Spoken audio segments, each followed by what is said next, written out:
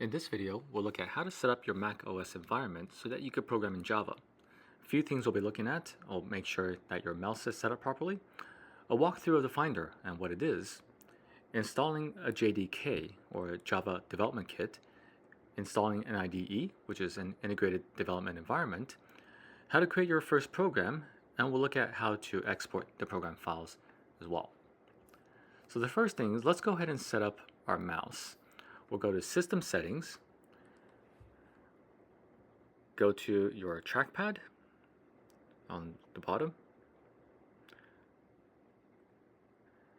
and then we'll just make sure that the secondary click or the right click is on. We'll make sure that we could click to the bottom right corner. And personally, I like to turn on tap to click, so this way I can just tap on the trackpad and not have to click on it physically, and making sure that it works here. Perfect. Now that we have the trackpad set up, let's go ahead and set up the Finder. Now the Finder in macOS is like a digital filing cabinet for your computer. It's a tool that lets you look through the files and folders stored in your computer. Kind of like flipping through folders in a physical cabinet. You can open it to find documents, pictures, programs, and other stored files. And it's basically designed to help you organize, locate, and manage all of your digital files easily, displaying everything in a visually accessible and navigatable format. Now, to make your Finder window more user-friendly, you could set it up so that you have shortcuts to some of the more commonly used folders. Now, to do that, open up Finder, and then go to the Finder menu item on the top left. Click on that, and then click on Settings. From there, you have all the different options show up. Go to the sidebar, and then select the folders that you want to show for every Finder window. Now, some of the important ones that I like to have are Applications, Documents, Downloads, and my home folder, which is the one with my name. Now personally, I like to set it up so that my hard drive can be shown on the desktop, so this way when I go to the desktop I could just open up right from there. So this is where you could do it. Now that the environment is set up, let's go ahead and download everything we need to program in Java. The first thing we're going to download is the JDK, or a Java Development Kit. It's a toolbox for building and running Java programs. So if you think of Java as a language, the JDK provides the grammar rules and a dictionary to create sentences in that language. So it includes tools for writing and translating Java code into a language that your computer can understand, plus also libraries of pre-written code to help build programs efficiently. So it's basically everything you need to start making Java applications. I'll put the video links in the comment section below so you can download it directly. The download we're going to be doing is on the Mac OS, and really we're looking for the DMG installer. The one you want to select is dependent on what Mac you have. So if you have a newer Mac, you're looking for the ARM64 DMG installer. And when you have an older one, you're looking for the x64. So if you're M1, M2, M3, use the ARM, otherwise use the x64. When we click on that, it's going to start the download, and then we'll just wait for the download to finish. Now, once the download is completed, just double click on the DMG file that is in your downloads folder to open it up. We'll give it a moment there. Okay, and then open up the PKG file by double clicking on it as well. This will start the installation process for your Java Development Kit.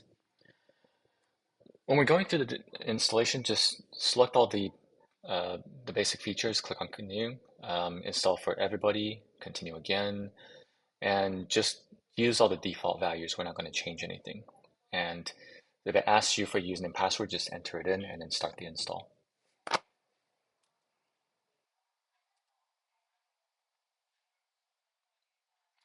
Once it's done, just hit close, and that's the installation process for your JDK.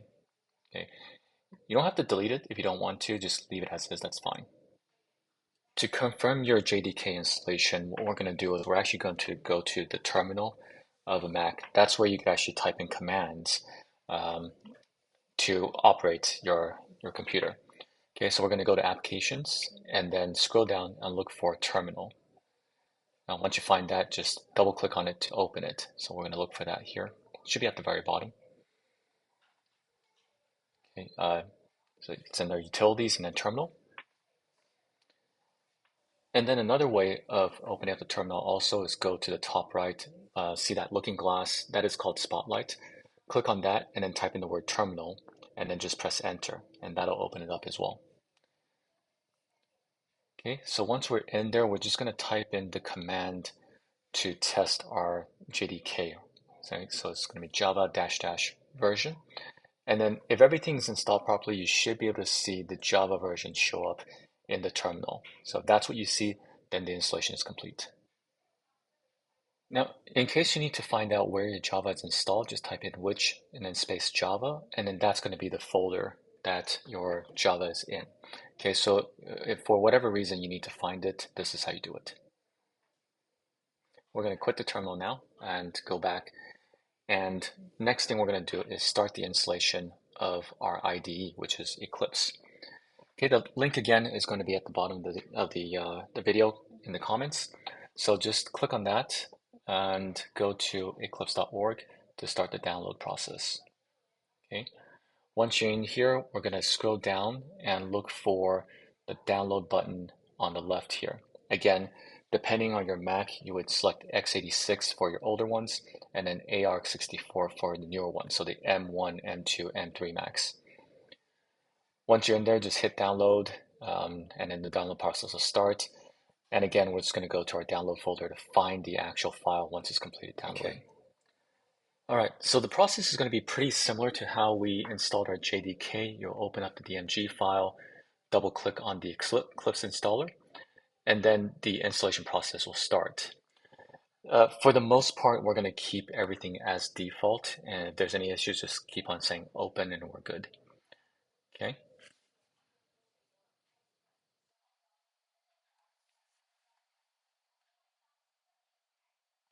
Okay, for the actual installer, what we're going to select is the Eclipse IDE for Java developers. That's the first one that shows up. Leave everything here as default, but just have a look at where the installation folder is. That's going to be useful for you later on. And then just click on install.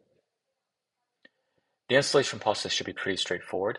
Right, so it's going to install, and let's have a look at what else we need to do here. Okay, so now that the installation is complete, we'll just have a look at where to find the actual Eclipse application. So remember that installation folder that we have in the installer, right? So we're just going to go ahead and open that up in our Finder. I'll find it in my folder here. We'll go to the Eclipse folder, look at the latest one. Then in your case, there might be just one, and then the Eclipse application is just in here. Okay. To open it up, we'll just go ahead and double click on it or just click on launch. Right, so we'll click on launch in this case to open up Eclipse.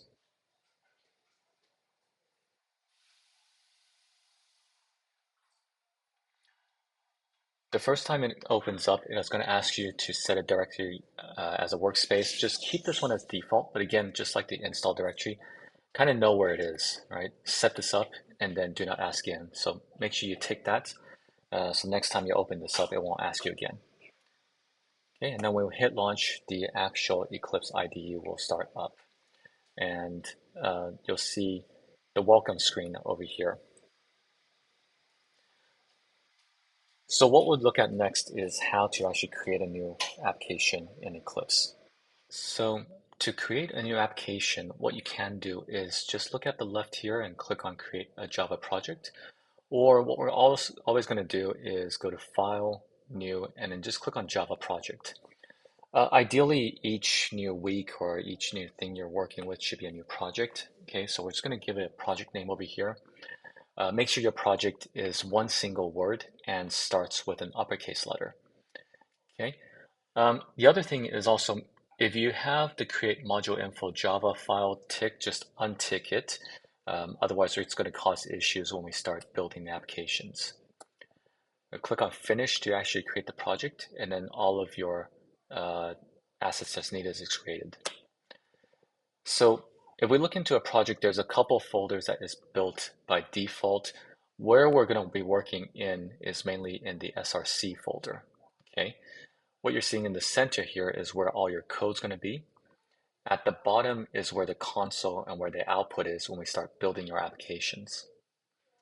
So we're going to go to the SRC folder, right click on it, and then select new. and then we'll create a new class to create a new program. Again, a class name, like your project name, should be in single word and start with the uppercase letter. So in this case, we're going to do a hello world. Just tick the public static void main selection. We'll talk about that later on, about what that means. And then click on finish to create your new program. Okay, so you see the code is actually showing up in the center over here. This is where you're going to be doing most of your work. Okay, and then we're just going to type in a very simple command over here to print out a simple hello world and test out our program.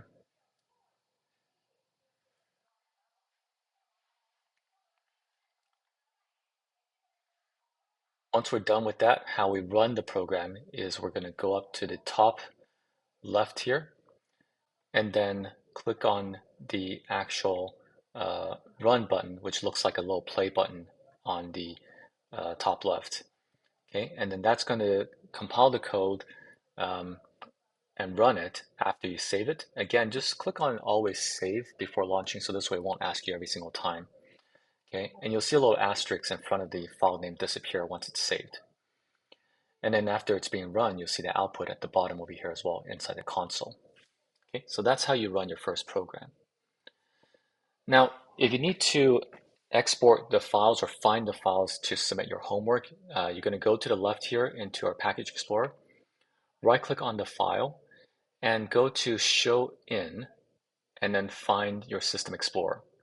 Okay, that'll open it up in the folder, and then this file is what you're going to submit for your homework or any exercises.